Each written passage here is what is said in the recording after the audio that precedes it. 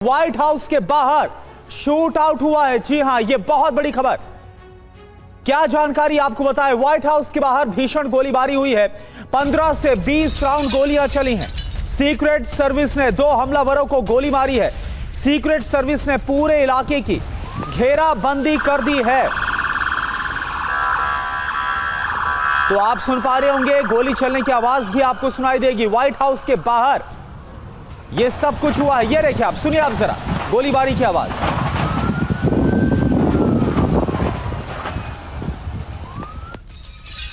और इससे जुड़ी एक और बड़ी खबर, व्हाइट हाउस के गेट नंबर 17 के बाहर फायरिंग हुई है। व्हाइट हाउस के अंदर घुसना चाहते थे दोनों हमलावर। सीक्रेट सर्विस ने हमलावरों को अंदर घुसने से रोका। गेट नंबर 17 के पास ही हमलावरों को दबोचा गया। शूटआउट के दौरान राहगीर को भी गोली लगी है। तो व्हाइट हाउस के बाहर शूटआउट, आप जरा सुनिए गोलीबारी की आवाज भी। Ran for it, and the Secret Service simultaneously cleared everybody. And because it's Saturday night, it's not as busy as it would be on a weekday. और देखिए एक और बड़ी खबर, फायरिंग के वक्त व्हाइट हाउस में रिपोर्टर मौजूद थे। न्यूज चैनल्स के कैमरों में रिकॉर्ड हुई है गोलियों की आवाज। गोली चलने की आवाज आने पर रिपोर्टर कैमरे के पीछे छिपे। ये देखिए, शूटआउट का एक और वीडियो कैमरे में कैद हुआ है। न्यूज चैनल के कैमरे में कैद हुआ है वीडियो। ये देखिए, रिपोर्टर जान बचाने के लिए छिपता हुआ नजर आया। शूटआउट के बाद मची अफरा तफरी, सुनिए आप।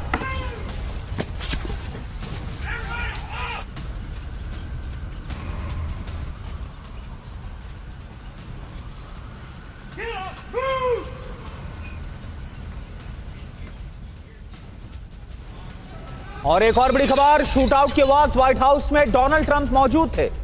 ईरान मुद्दे पर ट्रंप कर रहे थे अहम बैठक। राष्ट्रपति ट्रंप पूरी तरह से सुरक्षित हैं, यह खबर मिल रही है। ट्रंप को दी गई है शूटआउट की जानकारी।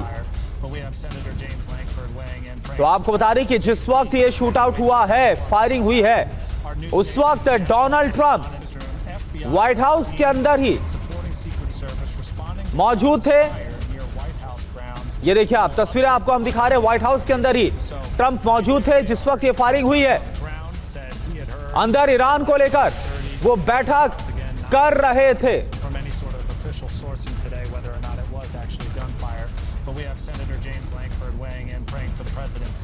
और देखिए, इस वक्त हमारे साथ group captain DK Pande sir, defence expert के तौर पर जुड़ चुके हैं। डीके पांडे सर, क्या लग रहा है आपको? कल ही खबर आई थी कि जो इवांका है, डोनाल्ड ट्रंप की बेटी, उनके घर का भी नक्शा दिखाया गया था और वहां इवांका पर भी हमला करने को लेकर पूरी प्लानिंग थी। और अब अगले दिन व्हाइट हाउस की बाहर फायरिंग।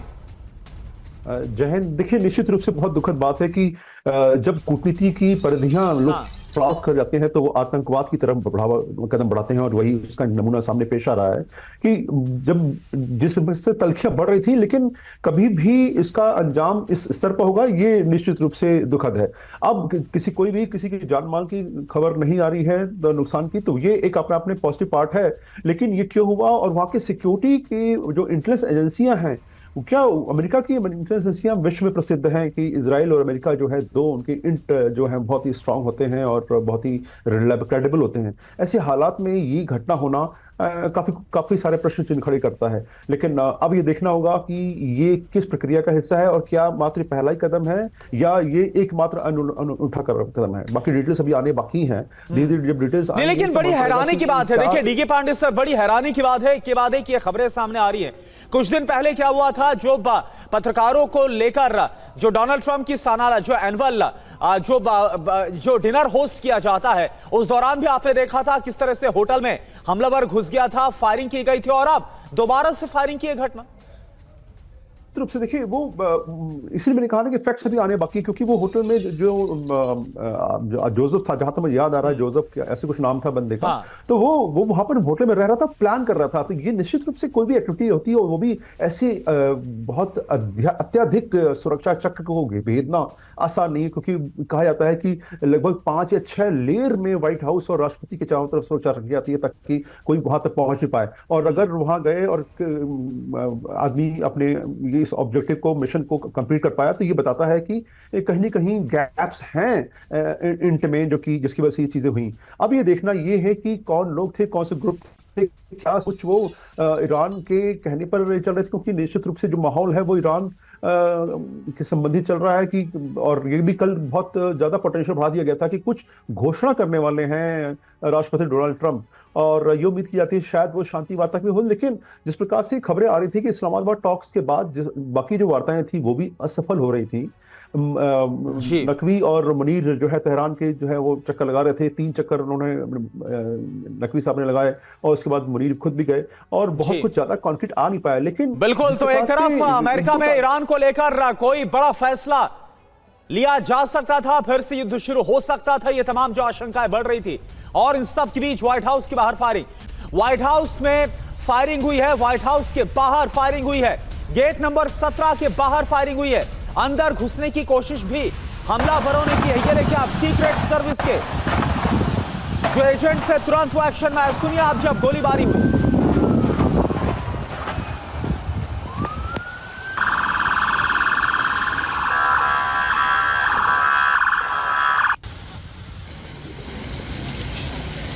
तो ये तस्वीरें आपको हम दिखा रहे हैं व्हाइट हाउस गोलीकांड में। एक हमलावर ढेर भी हो गया है, सीक्रेट सर्विस ने हमलावर को ढेर किया है। सीक्रेट सर्विस से मुठभेड़ में ये हमलावर मारा गया है। कुल मिलाकर बताया जा रहा है 2 हमलावर थे जिन्होंने फायरिंग की है, और इस दौरान एक हमलावर को मार गिराया गया है, एक हमलावर को ढेर कर दिया गया है। तो जिस दौरान शूट आउट हुआ, ये देखिए आप उस दौरान की तस्वीरें, और आप आवाज भी सुन पा रहे हैं।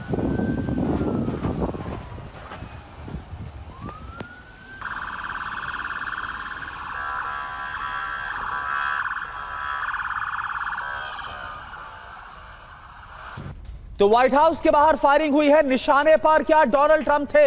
व्हाइट हाउस के बाहर 15 से 20 राउंड फायरिंग हुई है। व्हाइट हाउस के गेट नंबर 17 के पास फायरिंग हुई है। फायरिंग के दौरान व्हाइट हाउस में डोनाल्ड ट्रंप अंदर मौजूद थे। सीक्रेट सर्विस ने 2 हमलावरों को गोली मारी है। सीक्रेट सर्विस ने पूरे इलाके की घेराबंदी कर दी है। हमलावर व्हाइट हाउस के अंदर नहीं जा सका। व्हाइट हाउस के बाद एक राहगीर को भी गोली लगी है जो कि व्हाइट हाउस के बाहर मौजूद था। लेकिन सवाल यही है कि क्या डोनाल्ड ट्रंप पर निशाना था। और डीके पांडे सर इस वक्त हमारे साथ जुड़े हुए। डीके पांडे सर, ये तो हम जानते ही हैं कि डोनाल्ड ट्रंप पर इससे पहले भी कई बार हमले हो चुके हैं, कैंपेनिंग के दौरान भी ये हुआ।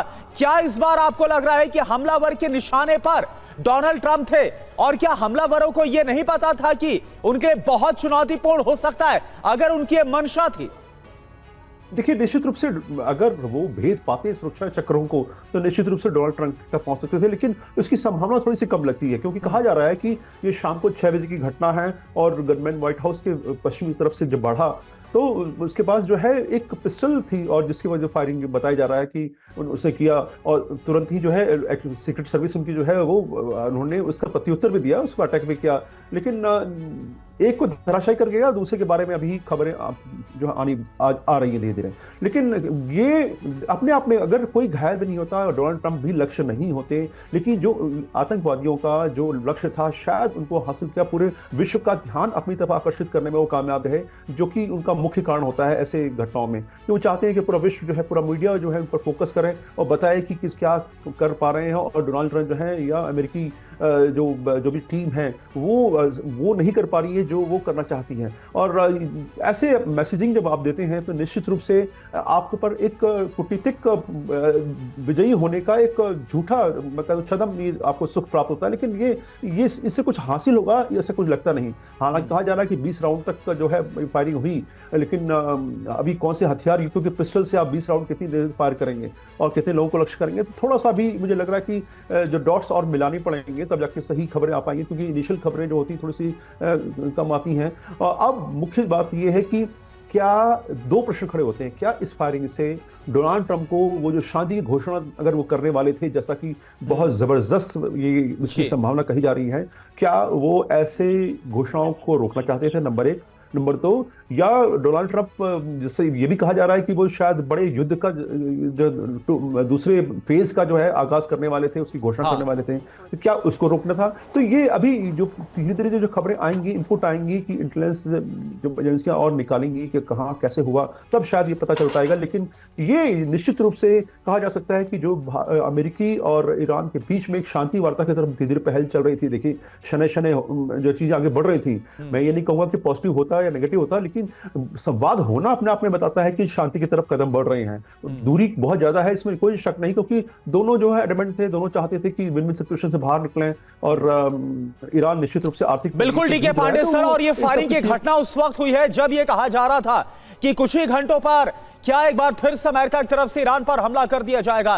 न्यू जर्सी का अपना जो दौरा है, वीकेंड प्लान है, इसको छोड़कर अचानक से पहुंचे थे वॉशिंगटन, और इन सब के बीच फायरिंग की घटना क्या ईरान कनेक्शन है? फायरिंग की घटना क्या ईरान कनेक्शन है? ये फायरिंग व्हाइट हाउस के पेंसिल्वेनिया एवेन्यू के पास हुई है। आखिर कहां पर यह पेंसिल्वेनिया एवेन्यू है, तस्वीर के जरिए आपको समझाने की कोशिश करते हैं। ये देखिए, ये आपको व्हाइट हाउस की बिल्डिंग नजर आ रही है, और यहां पर अगर आप देखेंगे तो हम आपको ये पूरा जो कंपाउंड है वो समझाने की कोशिश कर रहे हैं। ये जो है, यह है नॉर्थ लॉन, इसके अलावा ये है पेंसिल्वेनिया एवेन्यू जो कि इस वक्त आपको नजर आ रहा है। ये देखिए, यहीं पर हुआ है शूट आउट, ये पेंसिल्वेनिया एवेन्यू है, और यहीं पर शूट आउट हुआ है। गेट नंबर 17 के बाहर शूट आउट हुआ। बताया जा रहा है 2 की संख्या में यहां पर हमलावर पहुंच गए थे, अंदर दाखिल होने की कोशिश कर रहे थे। आप समझिए, अगर वो अंदर घुस जाते तो इसके बाद व्हाइट हाउस की दूरी कितनी थी, अंदर कौन मौजूद था?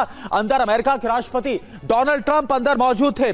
ये आपको जो नजर आ रहा है वो वेस्ट विंग है, और व्हाइट हाउस हमने आपको दिखाया है, और रोज गार्डन। तो ये पूरा कंपाउंड है, ये पूरा कैंपस है जो कि व्हाइट हाउस का, और अंदर डोनाल्ड ट्रंप मौजूद थे जिस वक्त फायरिंग हुई है। यही वजह है कि सवाल उठा है कि क्या हमलावरों के निशाने पर डोनाल्ड ट्रंप थे। हालांकि पूरी जानकारी, कौन थे हमलावर, कहां से उनका कनेक्शन था, क्या ईरान से उनका कनेक्शन था, ये तमाम जो जानकारी आनी है वो अभी फिलहाल बाकी है, क्योंकि इससे पहले भी जो होटल में फायरिंग हुई थी उसमें आपको ध्यान होगा वो अमेरिकी ही था जो जानकारी निकलकर सामने आई थी। Group captain DK Pande sir हमारे साथ लगातार बने हुए हैं। डीके पांडे सर, एक बात बताइए, आपको लग रहा है क्या कि इस फायरिंग का, इस हमले का जो कनेक्शन है वो ईरान से हो सकता है?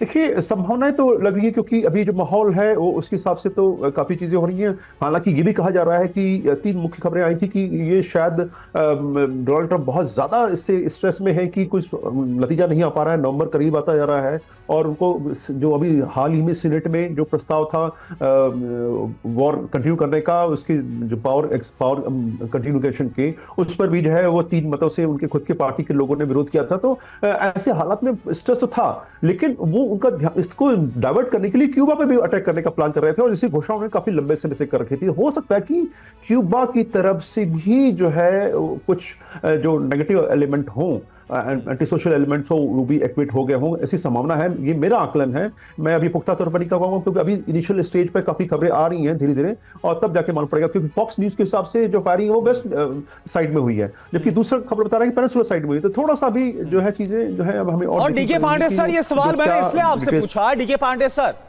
पांडे सर, मैं आ रहा हूं आपके पास एक बार फिर से, लेकिन इस बीच ये देखिए, आप तस्वीरें भी आपको दिखा रहे हैं, सीक्रेट सर्विस के जो एजेंट्स हैं, जो सिक्योरिटी फोर्सेस हैं, वो किस तरीके से तुरंत एक्शन में आ गए, और 15 से 20 राउंड फायरिंग हुई है पेंसिल्वेनिया एवेन्यू जो कि गेट नंबर 17 है, वहां पर फायरिंग हुई। एक बार फिर से आपको बता रहे, वो दर्शक जिन्होंने अभी टेलीविजन सेट को ऑन किया है वो जान ले कि व्हाइट हाउस में आज बहुत बड़ी घटना हुई है। व्हाइट हाउस के बाहर फायरिंग हुई है, और ये तस्वीरें आपको हम दिखा रहे हैं। 2 की संख्या में हमलावर बताए जा रहे हैं, और जिस वक्त ये फायरिंग हुई है उस वक्त अंदर अमेरिका के राष्ट्रपति डोनाल्ड ट्रंप मौजूद थे, और यह कहा जा रहा है कि ईरान को लेकर ही वहां पर अंदर बैठक चल रही थी, और तभी यह फायरिंग हुई है। और इस फायरिंग में हालांकि कोई और तो हताहत नहीं हुआ, लेकिन ना व्हाइट हाउस के बाहर एक जो राहगीर मौजूद था वो जरूर इस फायरिंग में घायल हो गया है। 15 से 20 राउंड फायरिंग हुई है पेंसिल्वेनिया एवेन्यू जो कि गेट नंबर 17 है, वहां पर फायरिंग हुई। एक बार फिर से आपको बता रहे, वो दर्शक जिन्होंने अभी टेलीविजन सेट को ऑन किया है वो जान ले कि व्हाइट हाउस में आज बहुत बड़ी घटना हुई है। व्हाइट हाउस के बाहर फायरिंग हुई है, और ये तस्वीरें आपको हम दिखा रहे हैं। 2 की संख्या में हमलावर बताए जा रहे हैं और जिस वक्त ये फायरिंग हुई है उस वक्त अंदर अमेरिका के राष्ट्रपति डोनाल्ड ट्रंप मौजूद थे और ये कहा जा रहा है कि ईरान को लेकर ही वहां पर अंदर बैठक चल रही थी और तभी ये फायरिंग हुई है। और इस फायरिंग में हालांकि कोई और तो हताहत नहीं हुआ, लेकिन ना व्हाइट हाउस के बाहर एक जो राहगीर मौजूद था वो जरूर इस फायरिंग में घायल हो गया है। और ये देखिए कैसे तुरंत पुलिस सीक्रेट सर्विस एक्शन में आती है और एक हमलावर को ढेर भी कर दिया गया है। सुनिए आप, 15 से 20 राउंड फायरिंग हुई है। देखिए आप, 3 तस्वीरें आपके सामने, ये देखिए आप, अंदर पत्रकार मौजूद थे, लाइव रिपोर्टिंग चल रही थी और तभी ये फायरिंग हुई है। अंदर एक भगदड़ मच गई, पत्रकार खुद को बचाते हुए नजर आए। 3 तस्वीरें इस वक्त आप देख पा रहे हैं और सवाल यही है क्योंकि कहा यह जा रहा है कि डोनाल्ड ट्रंप भी हमलावरों के निशाने पर थे, लेकिन सवाल भी है कि इतने हाई सुरक्षा के बावजूद क्या हमलावरों को यह लगता था कि अगर वो इस तरह से फायरिंग करते हुए अंदर दाखिल होते हैं तो क्या उन्हें कोई रोक नहीं पाएगा? क्या उन्हें यह लगता था कि बहुत आसान हो सकता है डोनाल्ड ट्रंप तक पहुंचना? अभी फिलहाल तमाम जो डॉट्स से उनको कनेक्ट करने की कोशिश की जा रही है कि हुआ क्या था, कैसे और क्या इनकी मंशा थी, किस मोटिव के साथ ये वहां पर पहुंचे थे। क्योंकि आपको याद होगा कुछ वक्त पहले भी जो हिल्टन होटल में फायरिंग हुई थी, हालांकि इसमें जो हमलावर है वो अमेरिकी टीचर ही निकला था, वो अमेरिका का ही रहने वाला निकला था। और डीके पांडे सर इस वक्त हमारे साथ है। डीके पांडे सर, मैं यही सवाल आपसे कर रहा था, ईरान को लेकर मैंने जो सवाल किया कि क्या इसके पीछे ईरान हो सकता है, क्या डोनाल्ड ट्रंप निशाने पर थे? इसलिए क्योंकि आपको ध्यान होगा कि कल ही अल सादी नाम का एक शख्स गिरफ्तार किया गया था और उसके निशाने पर डोनाल्ड ट्रंप की बेटी इवांका थी। उसके पास बाकायदा पूरा नक्शा था इवांका के घर का। देखिए, निश्चित रूप से देखिए चीजें तो हो रही हैं क्योंकि डोनाल्ड ट्रंप ने जिस प्रकार से ताबड़तोड़ फैसले लिए, पहले टैरिफ वॉर और उसके बाद आक्रमण लेवल ब्लॉकेट जो है हुआ, जो अपना शुरू किया उन्होंने, और उसके बाद जो है स्ट्रेट ऑफ हॉर्मुज पर जो है पूरे विश्व तो परेशान है, देखिए इसमें कोई शक नहीं। लेकिन क्या ऐसे हमलों से लोन वुल्फ अटैक का भी हिस्सा हो सकता है ये कि क्योंकि 2 बातें बताएं, एक हेल्पर है, शायद और भी टीम में होंगे अगर वो प्लानिंग की गई है इस प्रकार से, अगर वो डोनाल्ड ट्रंप का लक्ष्य रहे हैं तो निश्चित रूप से इसमें और भी एलिमेंट होंगे जो कि वहां पर नहीं है, क्योंकि ये ग्रुप एक साथ रहते नहीं, क्योंकि पता है कि अगर एक भी ग्रुप पकड़ा गया, एक भी आदमी पकड़ा गया तो बाकी ग्रुप को कुछ क्षति होती है।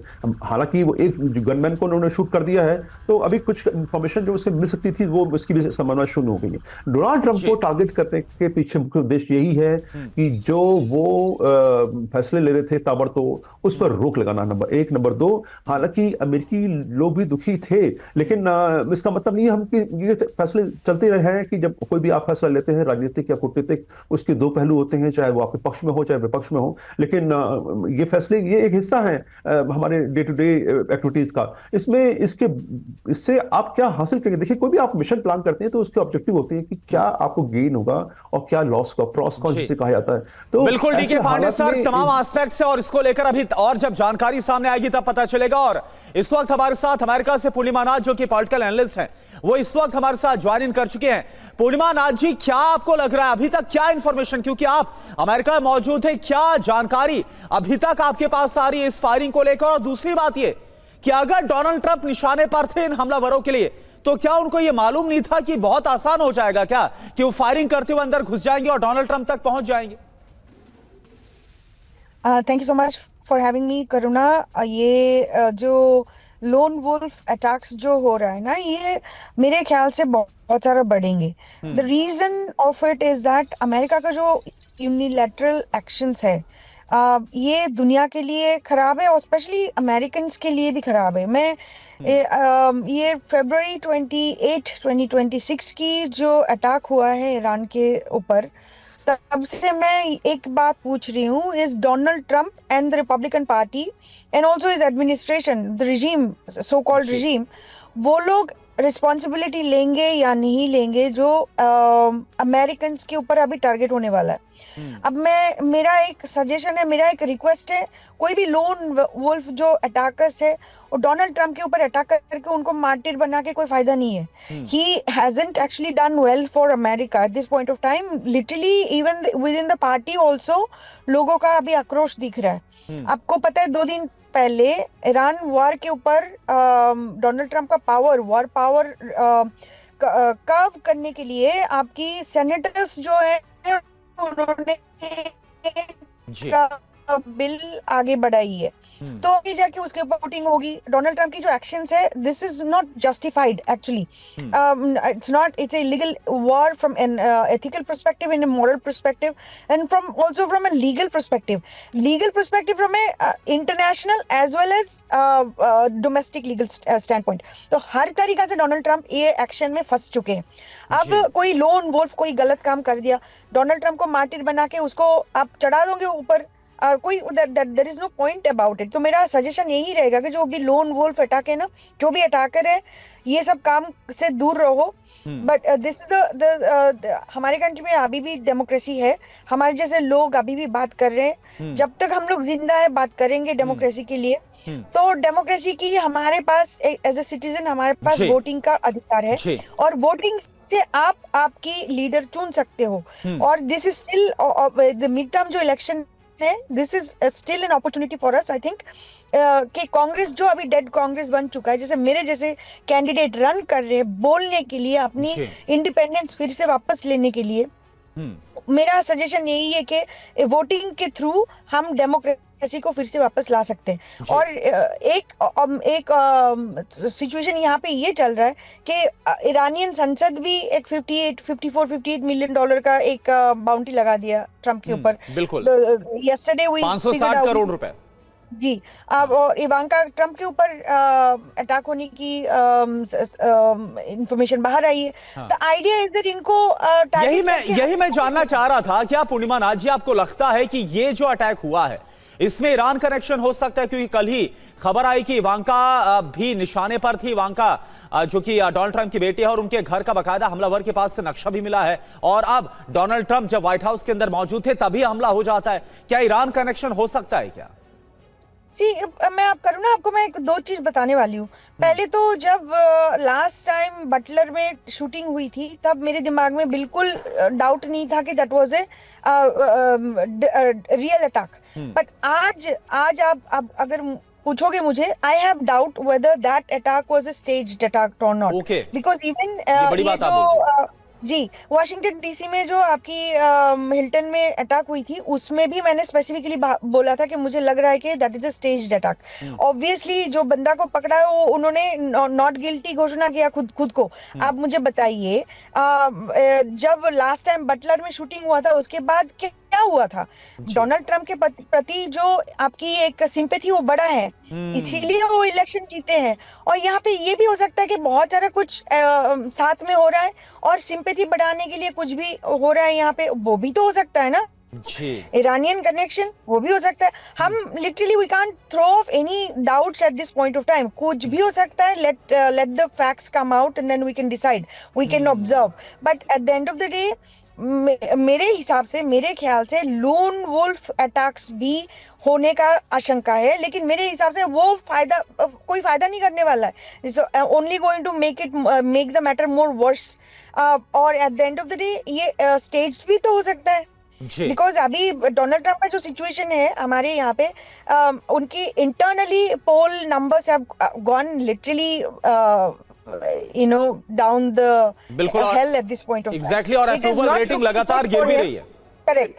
And then people are not aligned with Iran war also. बिल्कुल, ये पूर्णिमा नाथ जी आपने बहुत बड़ी बात कही है कि अभी फिलहाल ये कुछ भी हो सकता है। लोन वुल्फ अटैक भी हो सकता है, ईरान कनेक्शन भी इसमें हो सकता है, अभी कुछ कहा नहीं जा सकता। और जो आपने बताया कि ये स्टेज्ड भी हो सकता है, तो अगर ये स्टेज्ड है, अगर ये करवाया गया है जानबूझकर, तो क्या जो लगातार अप्रूवल रेटिंग गिर रही है, जो मिड टर्म इलेक्शंस है, क्या उसको सपोर्ट करने के लिए सब कुछ? खैर, अभी किसी भी फाइनल कंक्लूजन पर नहीं पहुंचा जा सकता। ये तमाम सवाल उठने लाजमी है। इस वक्त की बड़ी खबर यह कि व्हाइट हाउस के बाहर भीषण गोलीबारी हुई है।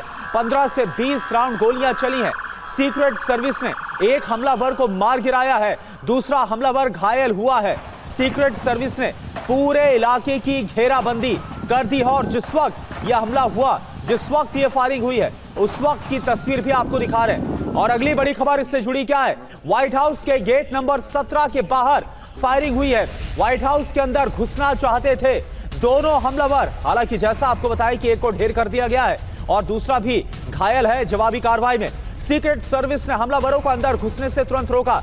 गेट नंबर 17 के पास ही हमलावरों को धर दबोचा गया। शूटआउट के दौरान राहगीर को भी गोली लगी है। एक हमलावर जो घायल है, अब उससे पूछताछ के आधार पर पता चल पाएगा कि आखिर उसका मोटिव क्या था और आखिर उसका कनेक्शन किससे है। और देखिए, ये तस्वीर आपके सामने, बड़ी खबर ये कि फायरिंग के वक्त व्हाइट हाउस में अंदर रिपोर्टर मौजूद थे। न्यूज चैनल्स के कैमरे में रिकॉर्ड हुई है गोलीबारी की आवाज।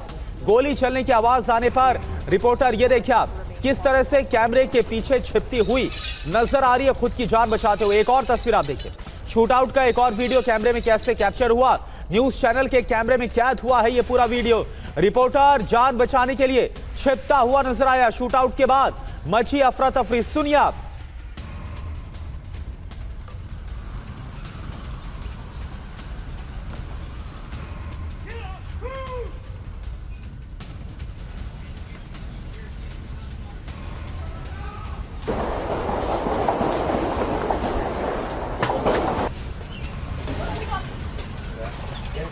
तो ये देखिए तस्वीरें आपको हम लगातार दिखा रहे हैं। डीके पांडे सर भी इस वक्त हमारे साथ जुड़े हुए। डीके पांडे सर, पूर्णिमा नाथ जी की तरफ से कहा गया कि फिलहाल अभी कोई कंक्लूजन पर पहुंचा जाए, ये सही नहीं होगा, लेकिन सवाल उठने लाजमी है और उसमें से एक सवाल स्टेज अटैक को लेकर भी है, क्योंकि लगातार हम तो देख ही रहे हैं कि डोनाल्ड ट्रंप की जो अप्रूवल रेटिंग है वो लगातार नीचे जा रही है। अभी हाल ही में एक रिपोर्ट को पढ़ रहा था, 37 तक जो अप्रूवल रेटिंग है वो डोनाल्ड ट्रंप की गिर रही है। ईरान को लेकर लगातार वो फंसे हुए हैं। मिड टर्म इलेक्शंस बहुत ज्यादा करीब है। इससे पहले भी जब भी डोनाल्ड ट्रंप पर हमला हुआ तो इसका फायदा उनको हुआ है। क्या ये डॉट्स आपको कहीं ना कहीं कनेक्ट होते हुए नजर आ रहे हैं? देखिए, 25 अप्रैल को जो घटना हुई पॉल थॉमस एलन द्वारा व्हाइट हाउस कॉरेस्पोंडेंस डिनर में, वो स्टेज था। वो हालांकि एक ग्रुप कह रहा है ये बात को, इसमें कोई दो राय नहीं है, लेकिन अभी भी जो है एक्चुअल जो है उसका आने बाकी है। उसके अभी कॉन्क्रीट रिपोर्ट नहीं दी गई है, तो मैं उस पर टिप्पणी नहीं देना चाहूंगा, लेकिन वो अपने आप में गलत था और निश्चित रूप से वो एक अटैक था जिस पर कि देखिए हम आज तक चर्चा कर रहे हैं। यही उद्देश्य होता है जब छोटे ग्रुप जो है या लोन वुल्फ अटैक होते हैं, तो उसमें उद्देश्य होता है कि पूरा ध्यान विश्व की मीडिया का उसकी तरफ केंद्रित हो। लेकिन अभी वर्तमान स्थितियों में जब डोनाल्ड ट्रंप अपने बेटे डॉन की शादी के लिए जा रहे थे और जहां से रुक के आए, जो पूरी घटना हमने देखी कल, वो आए और स्टेट पे जो है व्हाइट हाउस गए, तो इसका मतलब सभी लोग ये कयास लगा रहे थे कि कुछ बड़ा होने वाला है। बड़ा क्या, पॉजिटिव या क्या नेगेटिव, या शांति वार्ता के लिए या फेज 2 जो यूएस ईरान अटैक का जो था उसके बारे में कुछ हो। साथ में ये भी आ रहा था इनपुट की नेतन्याहू और डोनाल्ड ट्रंप के बीच में भी कुछ जो है वो डिफरेंस ओपिनियन हुए हैं। तो ऐसे सब अगर सब चीज को देखा जाए तो ईरान के लिए मुश्किल ये हो रहा था कि एक अपनी आर्थिक स्थिति से परेशान, दूसरा जो दबाव पड़ रहा है उसके ऊपर पूरे विश्व से कि आपने स्ट्रेट ऑफ हॉर्मुज को जो एक देखिए उसकी मजबूरी क्या है, उसके पास जो है उसकी इकोनॉमी जो है वो एकदम धराशायी हो चुकी है, उसके सोर्स ऑफ इनकम नहीं है, तो पैसा कहां से लाएगा वो। उसकी जो संख्या लगा रखे आपने 10,000 12,000 से ज्यादा संख्या लगे हुए हैं। तो ऐसी स्थिति में वहां के लोग जो परेशान हैं उनको मदद करने के लिए स्ट्रेट ऑफ हॉर्मुज जो है ईरान एडमिनिस्ट्रेशन को लगा, और IRGC जिस प्रकार से इसको बहुत सख्ती से पालन कर रही है और उन्होंने अपनी मन मर्जी के मुताबिक जो है टॉल सिस्टम, साथ में उसका जो एरिया था अफेक्टेड एरिया, उसको बढ़ाने का प्रयास, ये सब बताता है कि ईरान की तरफ से वो सारे प्रयास किए जाएंगे ताकि वो सस्टेन कर सकते हैं अपने आप को, और ऐसी दशा में शांति वार्ता दोनों देश चाहते हैं। क्योंकि जिस प्रकार से अभी चर्चा हम लोग कर रहे हैं कि डोनाल्ड ट्रंप भी स्ट्रेस में हैं कि शांति हो और एक सम्मान पूर्वक एग्जिस्ट हो, वहां से निकले। लेकिन अब ये जो शूट आउट हो गया, क्या इसके बाद जो शांति है, हालांकि जिसके चांसेस नजर आ रहे थे, और अगर ईरान कनेक्शन नजर आता है तो क्या होगा? पूर्णिमा नाथ जी, मैं आपसे समझना चाहूंगा, क्योंकि कल जो इवांका को लेकर खबर आई थी, इसमें जो कनेक्शन है वो IRGC से जुड़ता हुआ नजर आया था। अगर इस शूट आउट का कहीं ना कहीं कुछ भी, क्योंकि अभी कुछ भी हो सकता है, अभी कुछ क्लियरली नहीं कहा जा सकता, लेकिन अगर इसका ईरान कनेक्शन निकल कर आता है तो आपको लगता है कि तमाम जो उम्मीदें थी कि शांति आ पाएगी, बातचीत हो पाएगी, वो सब धराशायी हो जाएंगी और डोनाल्ड ट्रंप फिर बड़ा फैसला ले सकते, उनको एक बड़ा सपोर्ट बेस मिल सकता है अपने एक्शन को लेकर भी? देखिए, मुझे जैसा लगता है, ये मेरी ऑब्जर्वेशन है, अभी डोनाल्ड ट्रंप का जो सिचुएशन है वो इलेक्शन अपने तरफ खींचने के लिए कुछ भी कर सकता है। हाँ। It is very clear eight this point of time, 2026 mid term elections अगर हुई है और अगर इजाजत हुई और फ्री एंड फेयर इलेक्शन नहीं होगी मेरे हिसाब से, बिकॉज बहुत कुछ इंटरनली चल रहा है उसको अपने तरफ खींचने के लिए। रिपब्लिकन पार्टी में एक बड़ा मैसिव फ्रैक्शन दिख रहा है, ऑब्वियसली मागा वर्सेस नॉन मागा, और मैं नॉन मागा फैक्शन में पढ़ती हूँ, लेकिन eight the end of the day जो नॉन मागा है उनको किक आउट करा जा रहा है। जो जैसे मेरे membership Republican Party of Milwaukee County से कैंसिल कराया गया है citing the values doesn't match. अच्छा, वैल्यूज पहले मैच कर रहा था बिकॉज मैं ट्रम्प को सपोर्ट कर रही थी, आज मैच नहीं कर रहा बिकॉज मैं ट्रम्प के खिलाफ बोलने लगी हूँ। तो मुझे मेरे काउंटी पार्टी से निकाला गया है, लेकिन मैं फिर भी रिपब्लिकन हूँ। वो कौन होते हैं डिसाइड करने वाले कौन रिपब्लिकन है कौन नहीं है, कौन कंजर्वेटिव कौन नहीं है? मैं रिपब्लिकन टिकट में ही कांग्रेशनल पोजीशन के लिए रन कर रही हूँ। Will see where this goes, but I have to give you this information because Thomas Massie जो है, यानी पूर्णिमा नाथ जी, एक सेकेंड, आपका यह कहना है कि अगर विद इन द पार्टी, अगर रिपब्लिकन्स के अंदर इतना ज्यादा डिसेंट है तो अमेरिकन में कितना ज्यादा हो सकता है और कहीं ना कहीं कोई उनमें से जुड़ा हो जिसने हमला किया हो? नहीं, मैं वो नहीं कह रही हूँ कि कौन कर रहा है। मेरा पॉइंट ये है कि यहाँ पे कुछ भी हो सकता है, यहाँ पे स्टेज भी हो सकता है, बिकॉज ये स्टेज अगर एक्टिविटी है तो डोनाल्ड ट्रंप उसके नैरेटिव की तरफ से अपने आप को पीपल को सोई करेंगे कि देखो मुझे मारना चाहते लोग, वो विक्टिम गेम खेल के इलेक्शन को यूज करवाएंगे। That is exactly what has happened in 2024 election also. Election से पहले वो जो अटैक हुआ था उसमें सच में एक बंदा को मारा गया था, बट उसके बाद ना 10% लोगों को भी नहीं पता उस बंदे का नाम क्या है, वो कहाँ कौन है, वो बंदे के बारे में कोई थोड़ा सा सिंपैथी भी नहीं आई, और इमीडिएटली नैरेटिव शिफ्ट हो गया था। डोनाल्ड ट्रंप को मारने के लिए सब तैयार थे, इसीलिए सिंपैथी उनको मिला था। At that point of time if you would have asked me, I was on your show also, right? I was telling you मेरा भी सिंपैथी बढ़ा हुआ था, बट आज after almost one and a half years I'm telling you that could have been something that I haven't seen. So मेरा भी doubt है अभी कि whether it is staged or not. So what I'm trying to tell you is it could be anything at this point of time. It could be staged also. In a stage में भी real लोगों को मार सकते हो, जैसे कि Buttler में मरे थे, एक बंदा को मारे थे। और आपको बताइए काफी सारा इंफॉर्मेशन बाहर आई है कि अगर बुलेट अगर सामने से निकला गया, आपकी बाल भी नहीं बका हुई है, आपकी थोड़ा सा वहाँ पे कान के साइड से भी आपको छू के हल्की सी खरोच आई, इतनी जल्दी कैसे हील हो गए हो? He's not a 20-year-old kid, right? एक बॉडी का भी हीलिंग कैपेसिटी होती है, और 70-80 इयर्स बिल्कुल। यानी कि यहाँ पर कई सारे गंभीर सवाल उठने लाजमी है, और अब कुछ भी हो सकता है, ये लोन वुल्फ अटैक हो सकता है, और ईरान कनेक्शन भी हो सकता है, और क्या सिंपैथी के लिए सब कुछ किया गया, क्या ये स्टेज था, मिड टर्म इलेक्शंस बहुत करीब आ रहे, तमाम जो चीजें हैं अभी फिलहाल ये तमाम जो सवाल उठ रहे हैं वो देखना होगा कि क्या फैक्ट्स निकल कर आते। फायरिंग पर सीक्रेट सर्विस का पहला बयान आ गया है। पेंसिल्वेनिया एवेन्यू के पास हुआ है हमला, बैग से निकालकर फायरिंग करने लगा हमलावर। सीक्रेट सर्विस के जवानों ने तुरंत एक्शन लिया, गोलीबारी में एक राहगीर को गोली लगी है। फायरिंग के वक्त व्हाइट हाउस में डोनाल्ड ट्रंप थे। हमें 17वीं स्ट्रीट और पेंसिल्वेनिया एवेन्यू एंड डब्ल्यू के पास गोलीबारी की सूचना मिली है, और हम घटनास्थल पर मौजूद कर्मियों से जानकारी की पुष्टि करने का प्रयास कर रहे हैं। जैसे ही अतिरिक्त जानकारी उपलब्ध होगी उसे साझा किया जाएगा। ये फर्स्ट जो स्टेटमेंट है वो है सीक्रेट सर्विस की तरफ से। जयपुर में तेज रफ्तार बस का कहर, सीएम काफिले के लिए रोके वाहनों में घुसी बस। बेकाबू बस ने पीछे से 4 कारों को टक्कर मारी। पुलिस ने क्षतिग्रस्त वाहनों से 6 घायलों को निकाला। घायलों को इलाज के लिए अस्पताल ले जाया गया है। ये देखिए आप,